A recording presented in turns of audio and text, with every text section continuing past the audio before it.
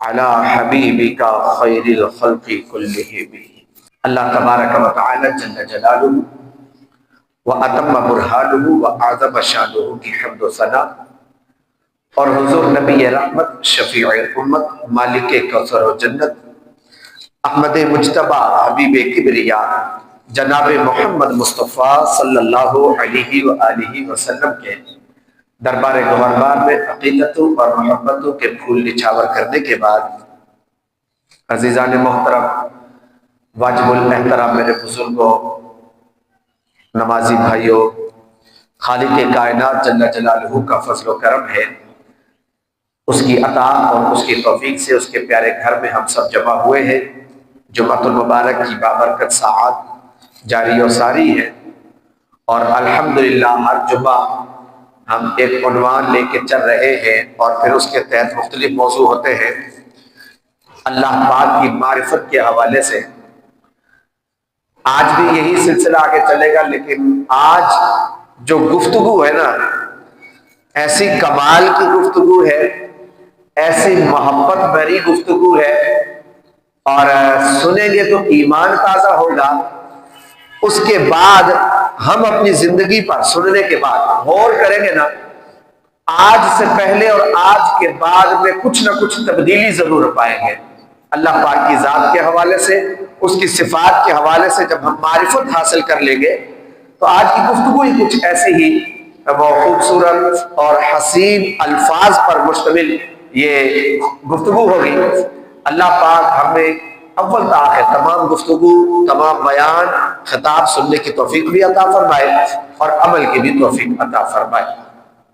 سامعین محترم، خالق کائنات جل جلالہ کی معرفت کے حوالے سے ہماری جو گفتگو چل رہی ہے، اللہ پاک کی معرفت حاصل کرنے کا ایک بہترین ذریعہ کیا ہے کہ اللہ کے اسماء کی معرفت حاصل کی جائے، اللہ کے اسماء حسنہ کے بارے میں سیکھا جائے، سمجھا جائے، اللہ کے صفاتی نام کتنے ہیں، کون سے ہیں، اور ان کی کیا کیا فیوز و برکات ملتی ہے۔ جب ہم یہ سیکھ جائیں گے نا تو یہ بھی اللہ کی معرفت حاصل کرنے کا ایک بڑا ذریعہ ہے۔ خالق کائنات جل جلالہ قرآن مجید فرقان حمید میں ارشاد فرماتا ہے، وَلِلَّهِ الْأَسْمَاءُ الْحُسْنَى فَادْعُوهُ بِهَا۔ اللہ ہی کے لیے ہے سارے اچھے نام، کہ جتنے نام اللہ کے ہیں نا وہ سارے اچھے نام ہیں۔ فَادْعُوهُ بِهَا، جب بھی تم نے اللہ کو پکارنا ہے تو اچھے ناموں سے پکارنا ہے۔ پھر فرمایا وَذَرُوا الَّذِينَ يُلْحِدُونَ فِي أَسْمَائِهِ، چھوڑ دو ان لوگوں کو، ان کے پیچھے نہ جاؤ کہ جو اللہ کے ناموں میں الحاد کرتے ہیں۔ پھر آگے رب ذوالجلال نے ارشاد فرمایا سَيُجْزَوْنَ مَا كَانُوا يَعْمَلُونَ، ان قریب وہ اپنے کیے کی سزا پائیں گے۔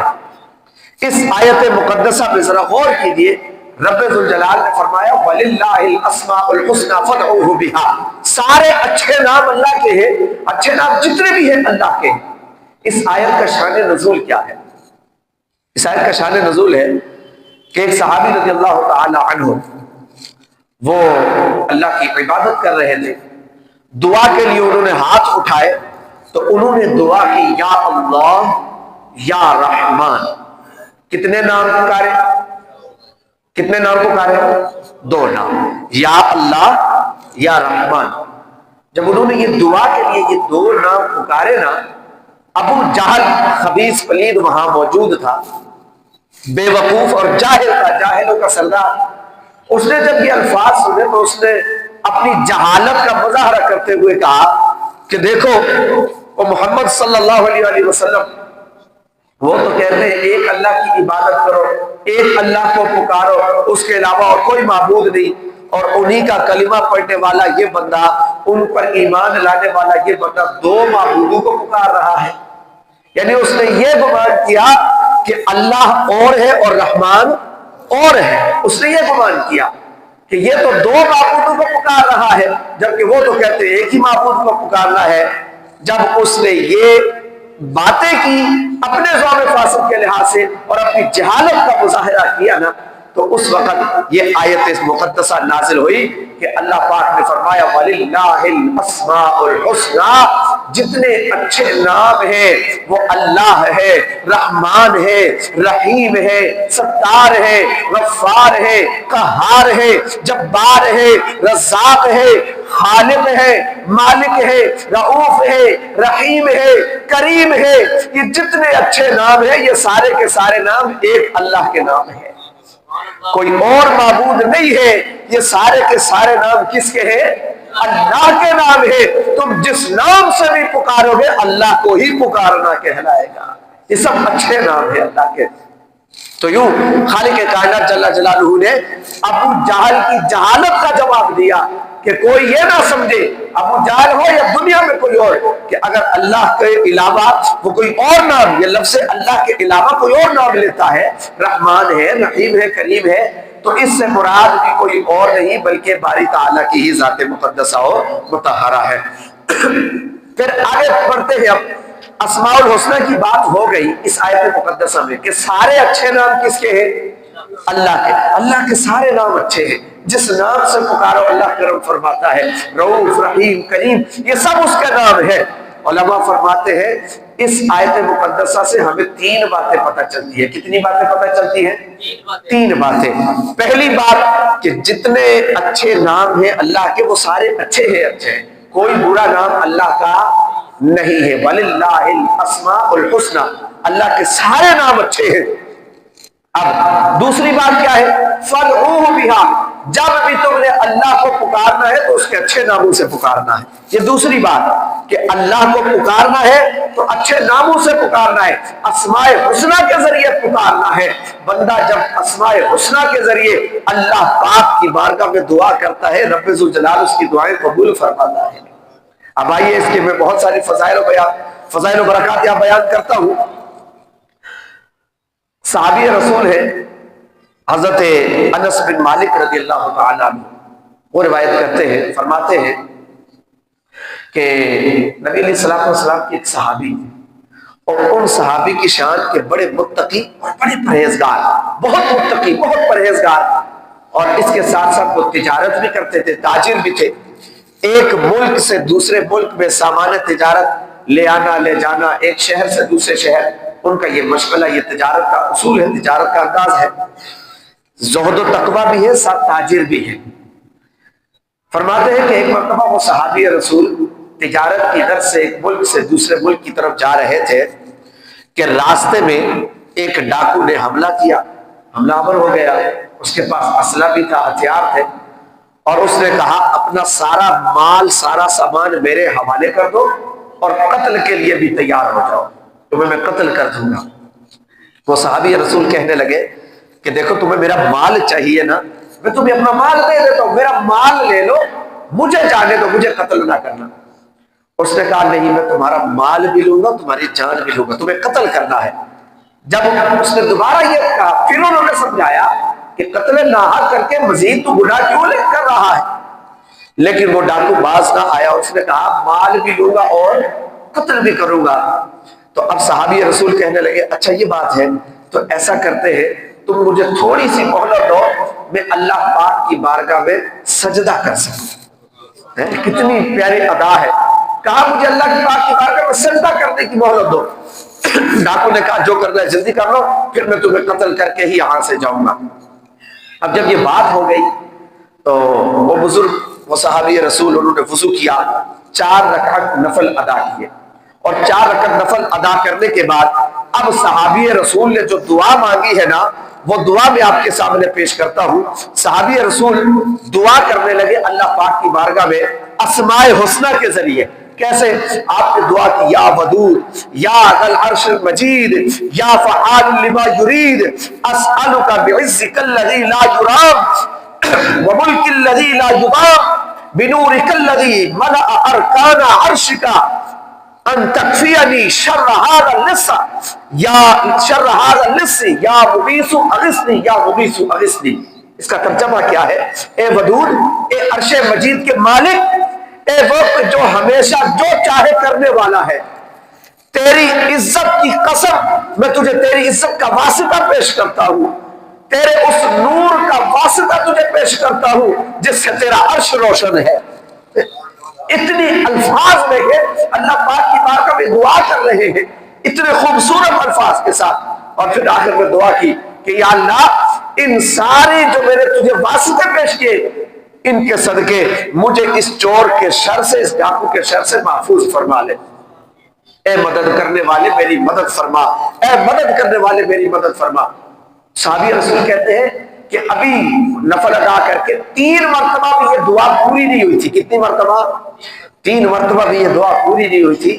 فرماتے ہیں کہ اچانک وہاں گھوڑے پر سوار ایک شخص ظاہر ہوا جس کے ہاتھ میں ایک نیزہ بھی تھا اور اس نے آتے ہی اس ڈاکو کا کام تمام کر دیا, ختم کر دیا.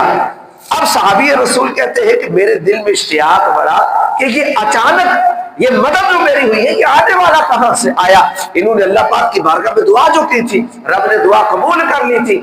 یہ آگے بڑھے اور سلام کر کے کہا کہ اس مصیبت کے وقت میری مدد کرنے والے آپ کون ہیں, اپنا تعارف تو کروائیں. اب وہ سوار جو تھے نا انہوں نے کہا کہ میں اللہ کے فرشتوں میں سے ایک فرشتہ ہوں, میں چھوٹے آسمان سے آیا ہوں اللہ کے حکم سے آپ کی مدد کرنے کے لیے. اب یہاں پر علماء فرماتے ہیں کہ دیکھیں کتنی پیاری حدیث مبارکہ ہے کہ انہوں نے کتنے خوبصورت الفاظ میں اللہ کو پکارا, اللہ پاک نے ان کی دعا کیسے فوراً قبول فرمائی. حضرت انس بن مالک رضی اللہ تعالیٰ عنہ آپ اس حدیث کو روایت کرنے کے بعد ارشاد فرماتے ہیں جتنے یہاں بیٹھے نا صاحبوں یہ حدیث مبارکہ اور یہ الفاظ ذہن میں رکھ لو, بلکہ ہو سکے تو ان کو لے حاصل کریں, اس طرح دعائیں کیا کریں, دعائیں قبول ہوتی ہیں. تو حضرت انس بن مالک رضی اللہ تعالیٰ عنہ فرماتے ہیں کہ جس شخص کو جب بھی کوئی مصیبت آئے, پریشانی لاحق ہو, وہ یوں ہی 4 رکعت نوافل ادا کر کے یہی دعا کرے 3 مرتبہ, اللہ کے حکم سے فوراً اس کی وہ پریشانی دور ہو جائے گی, اس کی مصیبتیں ٹل جائیں گی. وَلِلَّهِ الْأَسْمَاءُ الْحُسْنَى فَادْعُوهُ بِهَا, اللہ کے نام اچھے ہیں, اللہ کو اس کے اچھے ناموں سے پکارو تو کیا ہوگا, مصیبتیں ٹلیں گی, دعائیں قبول ہوتی ہیں. اور آگے سنیے ایک اور حدیث مبارکہ ہے, بڑی پیاری حدیث مبارکہ ہے. نبی پاک صاحب الاولاد سیاح افلاق صلی اللہ علیہ وآلہ وسلم نے ارشاد فرمایا اللہ پاک کے صفاتی 99 نام ہیں. کتنے؟ 99 صفاتی نام ہیں. میرے آقا علیہ الصلوۃ والسلام نے ارشاد فرمایا جو ان 99 ناموں کو پڑھنے کے بعد اللہ پاک کی بارگاہ میں جو بھی جائز دعا کرے گا اللہ پاک اس کی اس دعا کو قبول فرما لے گا. یہ معرفت الہی کی طرف جانے کا ذریعہ ہے. بندہ جب دیکھے نا, آپ دیکھیں یہ کہا گیا امام غزالی رحمۃ اللہ تعالی علیہ, آپ فرماتے امام غزالی فرماتے جس نے اللہ کی معرفت حاصل کر دی ہے نا وہ اس کے اسماء حسنہ کی معرفت حاصل کر لے. اسماء حسنہ کی معرفت کیا ہے؟ اسماء حسنہ کو پڑھے. اللہ پاک کے اسماء حسنہ میں جیسے رحمان ہے کہ وہ رحمتیں عطا کرنے والا ہے, رحیم ہے مہربان ہے, مالک ہے بادشاہ ہے.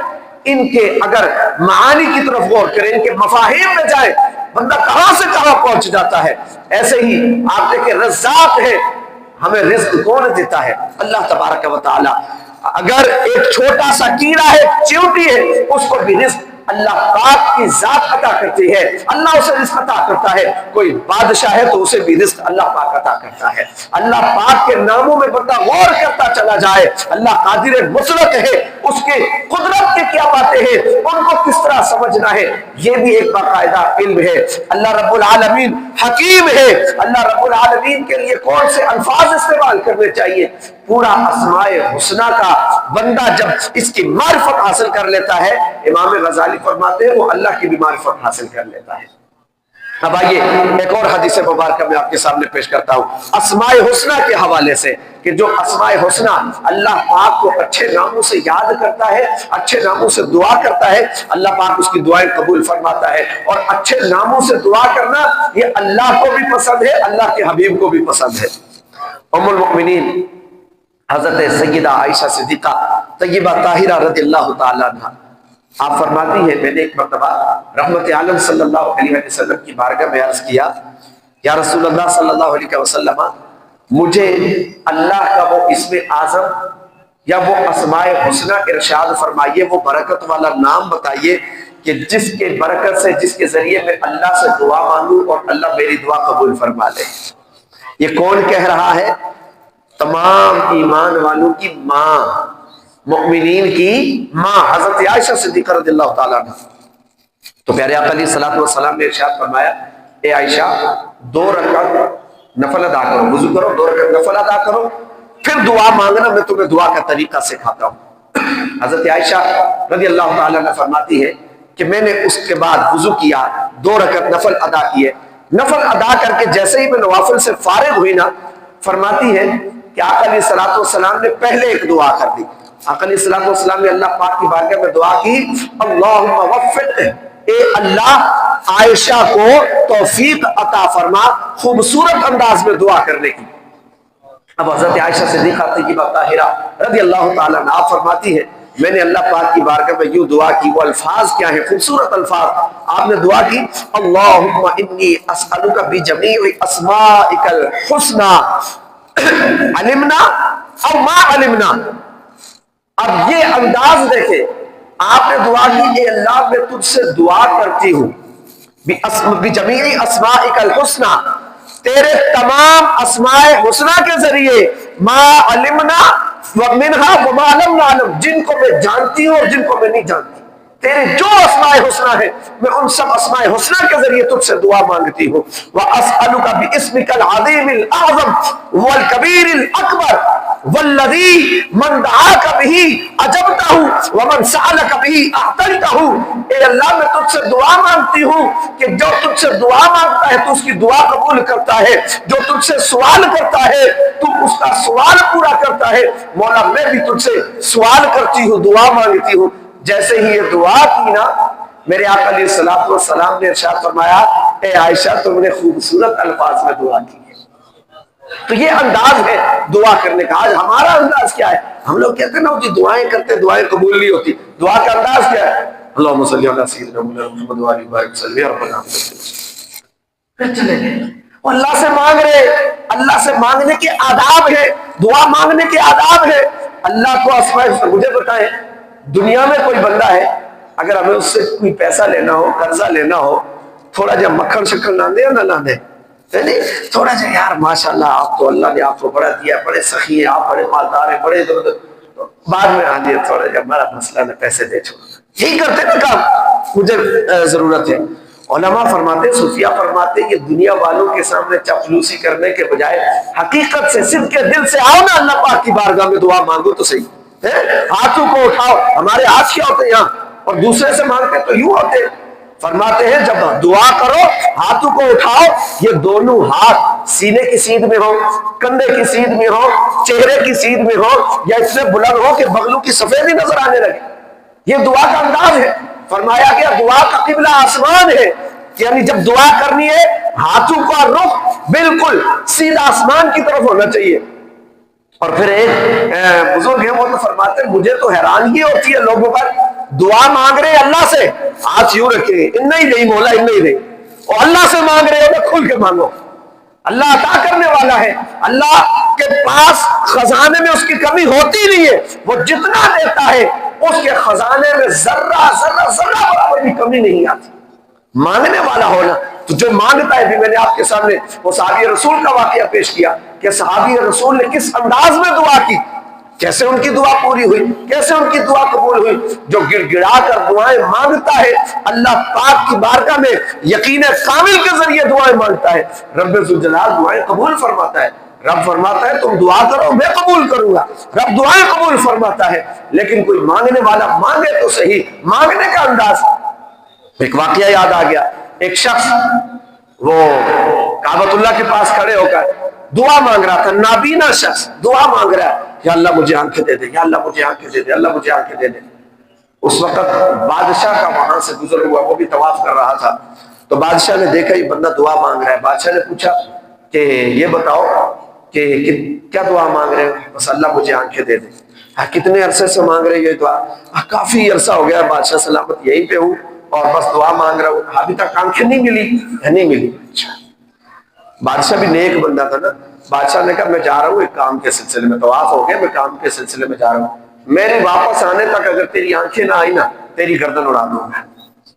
بادشاہ نے اس کو یہ دھمکی دی، چلا گیا۔ اب یہ بندہ نا اب رونے لگا، گڑ گڑانے لگا، اے پاک پروردگار پہلے تو آنکھوں کا مسئلہ تھا، اب تو جان پر بن چکی ہے، اب تو جان بھی چلی جائے گی، مولا آنکھیں عطا فرما دے۔ اب گڑ گڑا کر دعائیں کی۔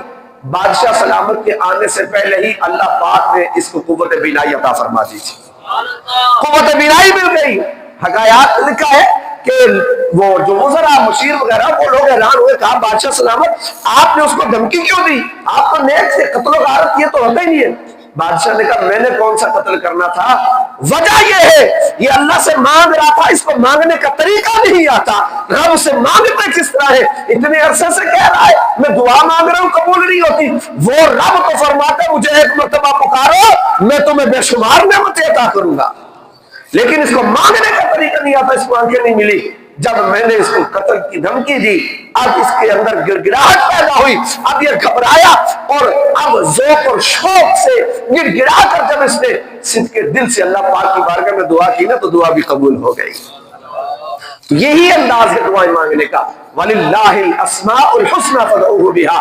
علماء فرماتے ہیں جب بھی دعا مانگو، جب بھی دعا مانگو اللہ پاک کے صفاتی نام پہلے پکارے، یا ستار العیوب استر عیوبنا، یا غفار الذنوب اغفر ذنوبنا، یا رحمان یا رحیم یا ستار یا غفار یا قہار یا جبار یا رزاق، ان الفاظ کی بار بار دہرائی کرے، پھر اس کے بعد اپنی جو عرضی ہے وہ اللہ پاک کی بارگاہ میں پیش کرے۔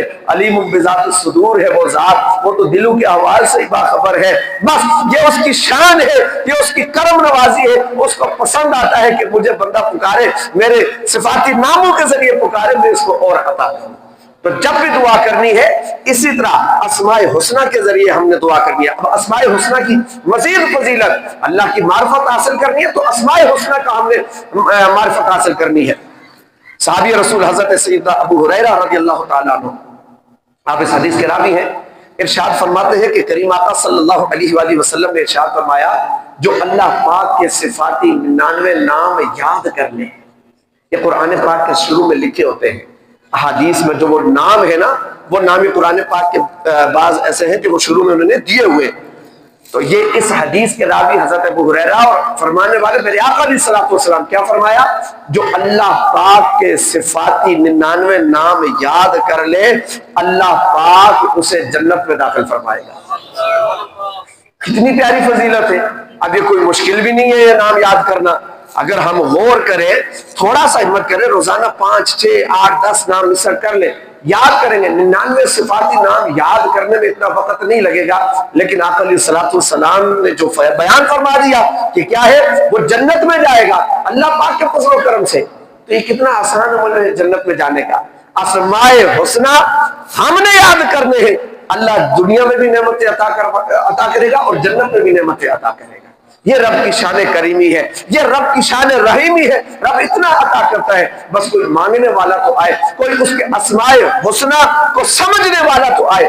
اللہ پاک بڑا کرم فرماتا ہے۔ اور اب آگے میں مزید بیان کرنے لگا ہوں، سنیے گا، ایمان تازہ ہوگا کہ اسماء حسنہ کی کتنی برکات ہیں۔ درود پاک پڑھ لیجیے، اللہم صلی علی سیدنا و مولانا محمد وعلی آل سیدنا و مولانا محمد وبارک وسلم۔ ایک اور حدیث مبارکہ بھی اسی طرح ہے، اس حدیث مبارکہ میں بھی آقا علیہ الصلوۃ والسلام نے ارشاد فرمایا کہ جو اللہ پاک کے صفاتی 99 نام یاد کر لیتا ہے اور ان کے ذریعے دعائیں مانگتا ہے، اللہ پاک اس کی دعا کو بھی قبول کرتا ہے، مرتے ہی اول وقت میں جنت میں جائے گا۔ کہ مرتے ہی اول وقت میں جنت میں، یہ بڑا ہی معاملہ، یعنی اس کا دوزخ کا معاملہ ہی نہیں ہے، اللہ پاک اسے جنت میں داخل فرمائے گا۔ یہ اسماء حسنہ۔ اب ذرا غور کریں، اللہ کی معرفت اسماء حسنہ کے ذریعے ذرا غور کریں کتنی ہے۔ اب ایک میں اللہ پاک کا صفاتی نام ہے حکیم، ہم کہتے ہوتے ہیں یا حکیم، اے حکمت والے۔ اس کا معنی کیا ہے کہ اللہ پاک کے ہر فرمان میں بھی حکمت ہے اور اللہ پاک کے ہر کام میں بھی حکمت ہے۔ اپنا یہی یقین ہونا چاہیے ایک مسلمان کا کہ اللہ کے ہر فرمان میں بھی حکمت ہے، اللہ کے ہر کام میں حکمت ہے، ہمیں نہیں سمجھ آتی، ہماری عقلوں کا قصور ہے۔ عیون الحکایات میں ایک حکایت لکھی ہے کہ ایک شخص تھا، وہ بڑا عبادت گزار تھا، اس کے پاس ایک مرغا، ایک گدھا اور ایک کتا تھا۔ مرغا صبح وہ اٹھتا، اپنی آواز کے ذریعے جگاتا، یہ نماز کے لیے جاگتا تھا، اس کا اس سے فائدہ ہوتا، گھر والوں کو فائدہ ہوتا. گدھے پر کام کاج کے لیے سامان وغیرہ ادھر ادھر لے آنا لے جانا، کتا گھر کی رکھوالی کے لیے. لیکن یہ بندہ بڑا یقین کامل والا تھا، اللہ کے صفاتی ناموں کی معرفت اسے حاصل تھی. ایک دن ایسا ہوا کہ اس کا مرغا وہ مر گیا. مرغا مر گیا نا، گھر والے ہمارا بھی جس طرح انداز ہوتا ہے آج کے دور میں، مرغا مر گیا تو گھر والے کیا ہو گیا، مرغا ہمارا مر گیا.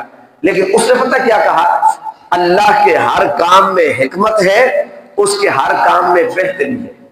یہ اس نے کہا. کچھ دن گزرے، اس کا گدھا بھی مر گیا. گدھا بھی مر گیا. اب گدھا مر گیا، اب گھر والے کہ اب سامان کس طرح لے آئیں گے، لے جائیں گے، ہمارے پاس تو کوئی اور ذریعہ نہیں. لیکن اس کی زبان پر پھر وہی الفاظ ہے، اللہ کے ہر کام میں حکمت ہے، اللہ کے ہر کام میں بہتری ہے. پھر کچھ عرصے بعد اس کا کتا بھی مر گیا جو گھر کی رکھوالی کرتا تھا. گھر والے پھر پریشان کیا، اچانک کوئی مصیبت آ گئی، چور ڈاکو آ گئے یا کوئی مسئلہ ہو گیا. کتا چلو حفاظت کرتا تھا، اب کیا ہوگا؟ لیکن اس کی زبان پر پھر وہی الفاظ ہے، اللہ کے ہر کام میں بہتری ہے، اللہ کے ہر کام میں حکمت ہے. اب عیون الحکایات میں اس واقعے میں مزید آگے لکھا گیا کہ کچھ ہی دنوں بعد، وہ چونکہ جنگل میں وہ گھر تھا اور وہاں کوئی 5-6-8 گھر اور تھے تھوڑا دور دور فاصلے پر، وہاں ڈاکوؤں نے حملہ کیا رات کے اندھیرے میں. لائٹنگ کا تو اس وقت نظام نہیں ہوتا تھا، چراغ اگر کہیں ہو تو ہو. جنگل میں وہ گھر تھا، تو جس گھر سے جانور کی آواز آ رہی تھی، چور ڈاکو اس طرف چلے جاتے اور وہاں سے اس کو لوٹ لیا. اس کے گھر میں کوئی جانور نہیں تھا، کوئی آواز نہیں آئی، چور ڈاکو اس کے گھر کی طرف آئے ہی نہیں. اس کا وہ کامل یقین کہ اللہ کے ہر کام میں حکمت ہے اور اللہ کے ہر کام میں بہتری ہے، کوئی کام حکمت سے خالی نہیں. یہ اس کا یقین اسے کام آ گیا. تو ہم مسلمان ہیں، ایمان والے ہیں، جس دن ہمارا بھی یہ ذہن بن جائے گا اللہ کے ہر کام میں حکمت ہے. پریشانیاں آتی ہیں، مصیبتیں آتی ہیں، بڑے بڑے پریشانیاں آتی ہیں، لیکن اگر ہم اپنا یہ ذہن بنا لیں، میرے مولا تو نے مجھے خوشیاں بھی عطا کی، تیری حکمت، تو نے مجھے اگر غم عطا کی ہے تو بھی تیری حکمت، مولا میں تیری رضا پہ راضی ہوں، میں تیری رضا پہ راضی ہوں. تو اللہ پاک اس کا اجر عطا فرمائے گا، اللہ پاک اس کا بدلہ عطا فرمائے گا. بسا اوقات چھوٹی پریشانی پر بھی ہو سکتا ہے، وہ چھوٹی پریشانی پر ہم صبر کریں، اللہ پاک ہمیں بڑی پریشانی سے بچا لے، بڑی مصیبت سے بچا لے. ہم تو نہیں جانتے، ہمیں تو نہیں پتا ہوتا، یہ اللہ پاک کو ہی پتا ہوتا ہے. تو جتنی ہم اللہ کی معرفت حاصل کریں گے، اللہ پاک کے ناموں کی معرفت حاصل کرتے چلے جائیں گے، اتنا ہی اللہ کا قرب ملتا چلا جائے گا، اللہ کے قریب ہوتے چلے جائیں گے. اور پھر یہاں پر جو شروع میں نے آیت مقدسہ پڑھی تھی کہ وَلِلَّهِ الْأَسْمَاءُ الْحُسْنَى فَادْعُوهُ بِهَا وَذَرُوا الَّذِينَ يُلْحِدُونَ فِي أَسْمَائِهِ. اب یہاں جو دوسری بات ہے کہ ان لوگوں کو چھوڑ دو جو اللہ کے ناموں میں الحاد کرتے ہیں. اس بات کو انتہائی توجہ سے سنیے گا. جتنے احباب بیٹھے ہیں مکمل توجہ ادھر کر لیں. اسماء حسنہ کی برکتیں ضرور ہیں، برکتیں حاصل کرنی ہے، لیکن اس کے ساتھ ساتھ آگے بڑھے تو اللہ نے فرمایا جو اللہ کے ناموں میں الحاد کرتے ہیں ان کو چھوڑ دو، وہ اپنے کیے کی سزا پائیں گے. اس پر مفسرین کرام نے لکھا ہے کہ اللہ کے نام میں الحاد کی مختلف صورتیں ہیں. اللہ کے ناموں کو وہ چھوڑ دیتے ہیں، اللہ کے ناموں میں الحاد کرتے ہیں.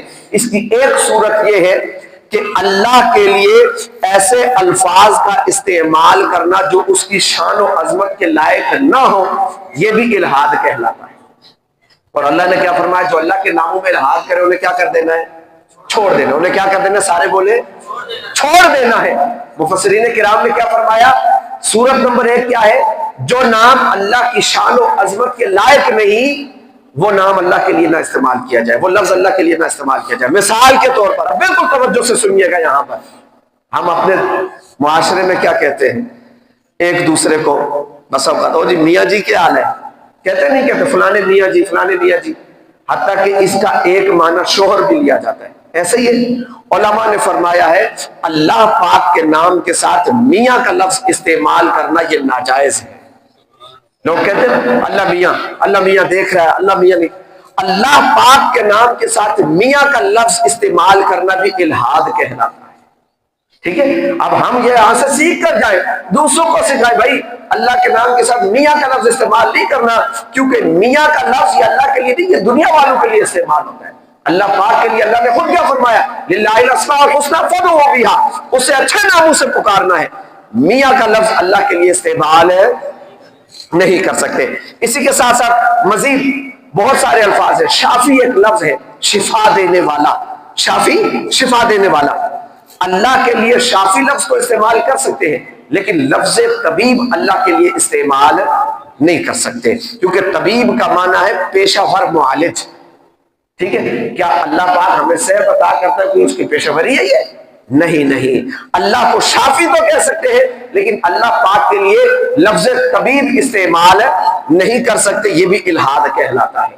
پھر بہت سارے ایسے الفاظ ہیں، یقین مانے آج ہمارے معاشرے میں بولے جاتے ہیں، ہم اپنے معاشرے میں بیٹھے ہوئے ایک دوسرے سے کوئی بات ہو جائے، اور جی اوپر والا دیکھ رہا ہے، کیا کہتے ہیں؟ کہتے ہیں یا نہیں کہتے؟ اوپر والا دیکھ رہا ہے، اوپر والا سن رہا ہے، اوپر والے کو پتا ہے۔ علماء فرماتے ہیں اللہ جسم سے بھی پاک ہے، جگہ سے بھی پاک ہے۔ اللہ جسم سے بھی پاک ہے اور سارے بولے جگہ سے بھی۔ تو جب اوپر کہیں گے تو جگہ معین کی یا نہیں کی؟ جگہ معین کی یا نہیں کی؟ تو اس لیے اللہ پاک کے لیے یہ لفظ کہنا کہ اوپر والا دیکھ رہا ہے، اوپر والا سن رہا ہے، یہ لفظ نہیں کہہ سکتے، کیونکہ اللہ کے لیے ایک سمت کو، ایک جہت کو معین کر رہا ہے۔ اللہ کے لیے معین نہیں کرنے پر اللہ تو کیا فرماتا ہے؟ میں تو تمہاری شہر سے بھی تمہارے قریب۔ تسی کہڑے دنیا سے پھرتے ہو بھائی؟ تم کہتے ہو اوپر والا، وہ تو کہہ رہا ہے میں تمہاری شہر سے بھی تمہارے زیادہ قریب ہوں۔ ٹھیک ہے، تو اب اللہ کے لیے کوئی بھی ایسا لفظ جو اس کی شایان شان نہ ہو وہ استعمال نہیں کر سکتے۔ یہ اوپر والا ہو گیا، میاں کا لفظ ہو گیا، یہ الفاظ اللہ کے لیے استعمال نہیں کر سکتے۔ یہ کیا کہلاتا ہے؟ الہاد کہلاتا ہے۔ کیا کہلاتا ہے؟ الہاد کہلاتا ہے۔ اس طرح اور بہت سارے الفاظ ہیں، بہت ساری صورتیں ہیں کہ جنہیں علماء نے باقاعدہ بیان کیا ہے مختلف کتابوں میں، مختلف فتاوی جات میں، کہ یہ لفظ بھی اللہ کے لیے نہیں استعمال کر سکتے، یہ لفظ بھی اللہ کے لیے نہیں استعمال کر سکتے۔ تو اللہ پاک کے لیے وہی لفظ استعمال کریں جو قرآن و حدیث میں مذکور ہے، جو اس کی شایان شان ہے، جو اس کی عظمت اور شان کے لائق ہے، ایسا ہی لفظ استعمال کریں۔ اور پھر جب دعا مانگے تو ایسے الفاظ کے ذریعے دعا مانگے کہ اللہ پاک کے جو اسماء حسنہ میں شمار ہوتے ہیں، تاکہ اللہ پاک ہماری دعائیں قبول فرمائے۔ اللہ پاک تو ویسے بھی دعائیں قبول فرماتا ہے، لیکن جتنے اچھے ناموں کے ساتھ اس کو پکاریں گے اللہ پاک اتنا مزید ہم پر کرم فرمائے گا۔ اللہ پاک ہم سب کا حامی و ناصر ہو، اور اسماء حسنہ کی اللہ پاک ہمیں معرفت حاصل کرنے کی توفیق عطا فرمائے۔ یہاں پر ایک اور بات بھی بتاتا چلوں، بعض لوگ اللہ کا نام بھی بگاڑتے ہیں۔ وہ کیسے بگاڑتے ہیں؟ بچوں کا نام رکھتے ہیں رحمان، انتہائی توجہ سے سننا، رحمان رکھ دیا، ٹھیک ہے، اب عبد الرحمان نام رکھنا چاہیے، رحمان نام نہیں، ٹھیک ہے، عبد الرحمان۔ اللہ کے صفاتی ناموں میں سے کوئی بھی نام اپنے بچے کا رکھ رہے ہیں تو ساتھ میں کیا کرنا ہے؟ عبد کا اضافہ کرنا ہے۔ عبد اللہ، عبد الرحمان، عبد الخالق، عبد المالک، یہ نام رکھنے چاہیے۔ ہمارے کیا ہوتے ہیں؟ نعوذ باللہ، الفاظ اسے بولنا چاہیے، اور رحمان اس سے الفاظ بولتے ہیں یا نہیں بولتے؟ عبداللہ کا نام بھی بڑے بے ادبی سے پکار رہے ہوتے۔ پھر اس کے بعد عبد الباسط ہے، عبد کا استعمال ہی نہیں ہے، باسط، اور پھر اس کو بھی جو بگاڑتے ہیں۔ بہت سارے ایسے نام تو ہمارے معاشرے میں ہم نے لوگوں کے رکھے ہوئے، بچوں کے رکھے ہوئے، لیکن ان ناموں کو بگاڑتے ہیں۔ ان پر بھی بڑی وعیدیں ہیں، بڑی سزائیں ہیں، لہٰذا احتیاط کرنی چاہیے۔ سب سے پسندیدہ نام یہی ہے کہ اللہ کے صفاتی نام کے ساتھ عبد کا اضافہ رکھ کر کے اپنے بچوں کے نام رکھو، لیکن پھر ان ناموں کو بگاڑنا بھی نہیں ہے، یہ بھی ضروری ہے، ان ناموں کو بگاڑنا بھی نہیں ہے۔ اللہ پاک ہمیں عمل کی توفیق عطا فرمائے۔ اب چلتے ہیں مسئلہ شریعہ کی طرف، بلکہ یہ بھی آج سمجھ لیں تو مسئلہ شریعہ ہی ہے کہ ہمیں بہت ساری باتوں کا علم ہو گیا، اللہ کے لیے کیسے الفاظ استعمال کرنے اور کیسے الفاظ اللہ کے ذات کے لیے ہم نے استعمال نہیں کرنے۔ اللہ پاک ہمیں سیکھنے کی، سمجھنے کی توفیق عطا فرمائے۔ ایک سوال ہے، چلے موقع اس کا جواب ہو جائے تو اس کے بعد پھر آگے مسئلہ شریعہ کی طرف بڑھتے ہیں۔ مسلمان جو بال کاٹتے ہیں اس کا، یہ اب مجھے صحیح سمجھ نہیں آ رہی کیا لکھا ہوا ہے سوال سے، جنہوں نے کیا وہ بعد میں مل لے، اگلے الفاظ نہیں سمجھ آ رہے کیا لکھا ہے انہوں نے۔ المختصر ہم مسئلہ شریعہ کی طرف بڑھتے ہیں۔ نماز میں ہمارے قرات کا مسئلہ چل رہا تھا اور قرات کے اصول و قواعد کو بیان کر دیے۔ آج جو مسئلہ شریعہ بیان ہوگا، نماز جب ہم جماعت سے پڑھتے ہیں تو کیا امام کے پیچھے قرات کرنی چاہیے یا نہیں کرنی چاہیے؟ ٹھیک ہے، بعض احباب جب جماعت کے ساتھ نماز پڑھتے ہیں تو وہ امام کے پیچھے کھڑے ہو کر سورہ فاتحہ یا دیگر سورت پڑھ رہے ہوتے ہیں، تو یاد رکھیے عند الاحناف، فقہائے احناف کے نزدیک جب بندہ تنہا نماز پڑھے اس وقت قرات لازم ہے، اور جب مقتدی ہو جائے امام کے پیچھے نماز پڑھنی ہے تو اس وقت خاموش رہنا ہے قیام میں۔ امام چاہے اونچی آواز سے نماز پڑھ رہا ہو چاہے آہستہ آواز میں قرات کر رہا ہو، دونوں صورتوں میں مقتدی کے لیے کیا حکم ہے کہ وہ خاموش کھڑا رہے گا، وہ پیچھے قرات نہیں کرے گا، سورہ فاتحہ ہو یا دیگر کوئی بھی سورت ہو نہیں پڑھے گا۔ اس پر حدیث مبارکہ ہے، یہ ابن ماجہ کی حدیث مبارکہ ہے، حضرت جابر رضی اللہ تعالیٰ عنہ اس حدیث کے راوی ہے، رحمت عالم صلی اللہ علیہ وآلہ وسلم نے ارشاد فرمایا جس کے لیے امام ہے تو امام کی قرات مقتدی کی قرات ہے، یعنی جو امام پڑھ رہا ہے نا وہی مقتدی کی قرات ہے، اب مقتدی الگ سے قرات نہیں کرے گا، ٹھیک ہے؟ تو جب بھی جماعت سے نماز پڑھے قیام میں امام چاہے اونچی آواز سے نماز پڑھے یا آہستہ آواز میں نماز پڑھے خاموش ہو کر کھڑے رہنا ہے، اس وقت کوئی بھی پڑھنا نہیں ہے۔ یہ تو تھا ایک حدیث کے اعتبار سے بھی، اور دوسرا اس کو ایک عقلی اعتبار سے بھی میں آپ کو سمجھانے کی کوشش کرتا ہوں۔ امام پیشوا ہوتا ہے، مقتدا ہوتا ہے، اور پیچھے نماز پڑھنے والا مقتدی کہلاتا ہے۔ مقتدا جس کی پیروی کی جائے، مقتدی جو پیروی کرتا ہے۔ اب دیکھیں نماز اللہ اکبر سے لے کر السلام علیکم ورحمت اللہ کہنے تک قرات کو ہٹائیں، اللہ اکبر اگر امام پڑھ رہا ہے تو مقتدی بھی وہی پڑھ رہا ہے، ثنا امام پڑھ رہا ہے تو مقتدی بھی وہی پڑھے گا۔ پیروی تبھی کہلائے گی نا کہ آگے والا جو کر رہا ہے پیچھے والا وہی کرے، پیروی یہ کہلاتی ہے، ٹھیک ہے؟ امام بنایا اس نے اللہ اکبر کہا، تم بھی اللہ اکبر کہو بھائی۔ وہ ثنا پڑھ رہا ہے، ثنا امام کی پیروی ہے۔ رکوع میں سبحان ربی العظیم امام کی پیروی ہے، سجدے میں سبحان ربی الاعلیٰ امام کی پیروی ہے، تشہد میں پورا تشہد پڑھ لے امام کی پیروی ہے، بالکل درست۔ لیکن اگر قرات میں امام نے پڑھا سورہ فاتحہ کے بعد وہ پڑھ رہا ہے 20واں پارہ 25واں پارہ، مقتدی حافظ ہی نہیں ہے اور مقتدی نے اپنی طرف سے کوئی سورت پڑھ لی، کیا یہ امام کی پیروی کہلائے گی؟ جی یہ امام کی پیروی کہلائے گی؟ امام کی پیروی سے ہٹ گیا۔ حکم تو یہ ہے جو امام پڑھ رہا ہے وہی پڑھنا ہے۔